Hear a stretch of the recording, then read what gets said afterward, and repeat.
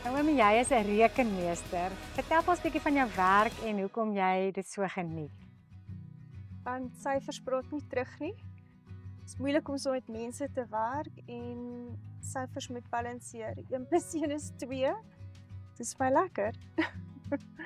Nou Oomie, en wat was vir jou die moeilikste van jou pad met borskanker?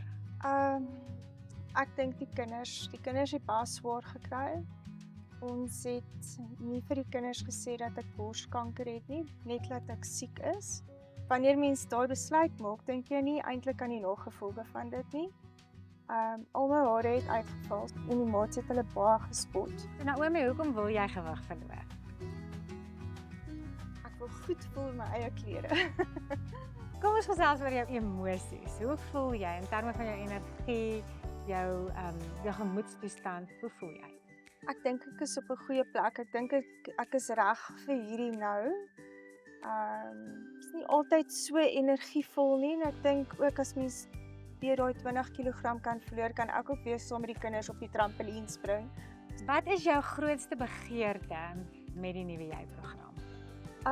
Ek dink saam met gewigsverlies kom die energie wat terugkeer, jou selfbeeld wat beter gaan wees.